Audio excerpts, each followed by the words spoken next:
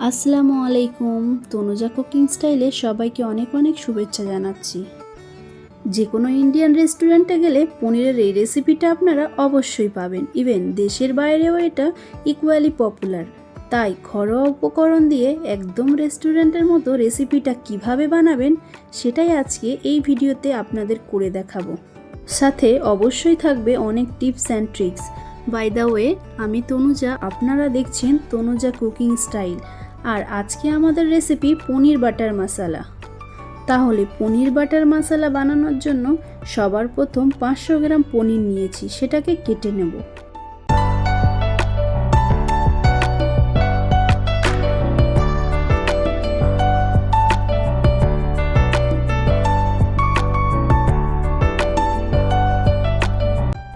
আশা করি আপনারা নিশ্চয়ই বুঝতে পেরেছেন আমি কতটা বড় বড় করে পনিরটা কেটেছি।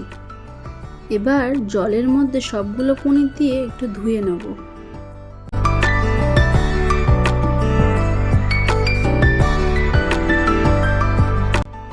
এখন জল ঝরিয়ে পনিরের মধ্যে একটু লবণ মিশিয়ে নেব।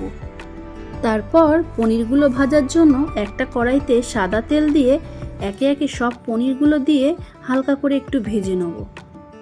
একটা সাইড হয়ে গেছে, এখন আরেকটা সাইডে করে নেব।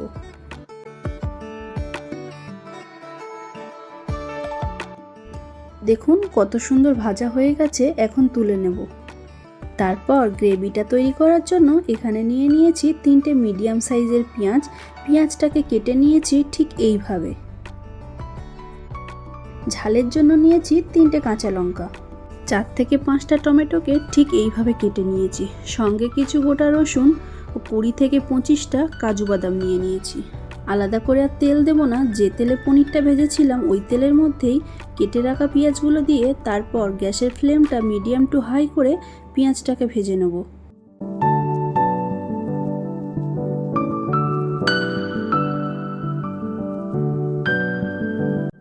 পেঁয়াজগুলো এরকম হালকা ভাজা হয়ে গেলে কেটে রাখা টমেটো ও কাঁচা লঙ্কাগুলো দিয়ে দেব।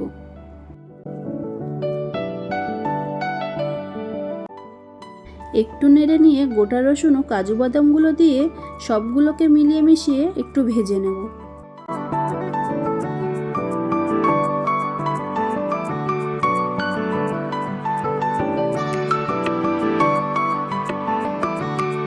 খুব বেশি লাল লাল করে ভাজবো না। ঠিক এই স্টেজে এসে গেলে এগুলোকে তুলে নিয়ে একটা মিক্সিং জারে দিয়ে পেস্ট করে নেব।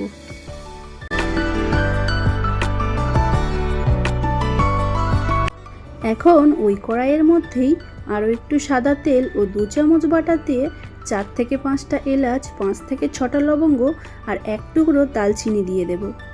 এবার দিয়ে দিতে হবে পেঁয়াজ কুচি। একটা পেঁয়াজকে এইভাবে ফাইনালি চপ করে নিলেই হবে। আর যখনই দেখবেন পেঁয়াজটা এরকম হালকা ভাজা হয়ে গেছে তখনই দিয়ে দিতে হবে 1 চা চামচ আদা রসুনের পেস্ট। আর এটাকে ভেজে নেব যতক্ষণ আদা রসুনের কাঁচা গন্ধটা যাচ্ছে।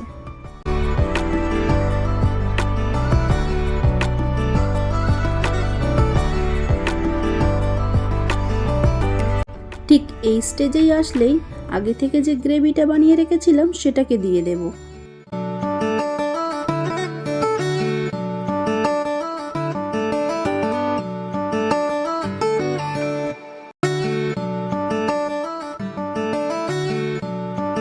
সবগুলোকে ভালো করে মিলিয়ে মিশিয়ে দিয়ে দিতে হবে স্বাদ মতো লবণ ও 1/2 চা চামচ গুঁড়ো লঙ্কা। এখন এটাকে একটু কষিয়ে নেব।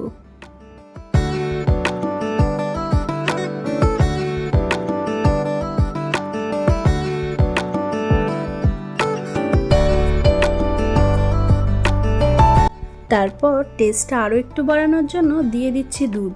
দুধটা আপনারা চাইলে নাও দিতে পারেন। দুধটা দিলে কি হয়, পনিরের টেস্টটা অনেকটাই বেড়ে যায়। আমি এখানে 1.5 কাপ দুধ দিয়েছি। দুধের সঙ্গে গ্রেভিটা ভালো করে মিশিয়ে নেব।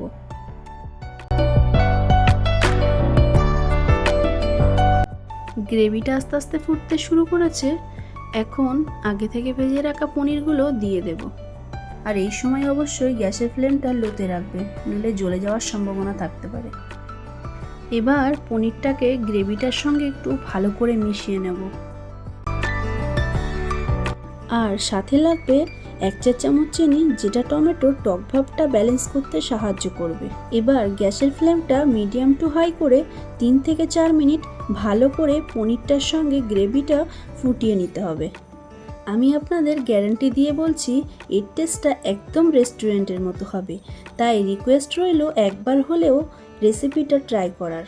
এবার রেসিপিটা ফিনিশ করার আগে কি কি দিয়ে দিতে হবে সেটা দেখে নিন। প্রথমে দিয়ে দেব ফেটিয়ে রাখা ফ্রেশ ক্রিম, তারপর 1 চা চামচ কাসুরি মেথি, আর যেহেতু বাটার মশলা তাই একটু বাটার এখানে দিয়ে দিচ্ছি। এরপর গরম গরম তন্দুরি রুটি, নান বা পরোটার সাথে এটাকে সার্ভ করুন আর এনজয় করুন ফ্রেন্ডস অ্যান্ড ফ্যামিলির সাথে। আর আশা করি সম্পূর্ণ এই রেসিপিটা আপনাদের ভালো লাগবে। আর ভালো লেগে থাকলে অবশ্যই কমেন্ট করে জানাবেন। আর যারা আমার চ্যানেলে নতুন তারা অবশ্যই লাইক, শেয়ার অ্যান্ড সাবস্ক্রাইব করবেন। বাই দ্য ওয়ে, আমি তনুজা, আপনারা দেখছিলেন তনুজা কুকিং স্টাইল। দেখা হচ্ছে আপনাদের সঙ্গে একটা নতুন রেসিপি নিয়ে নেক্সট এপিসোডে। ভালো থাকবেন, সুস্থ থাকবেন। আল্লাহ হাফিজ।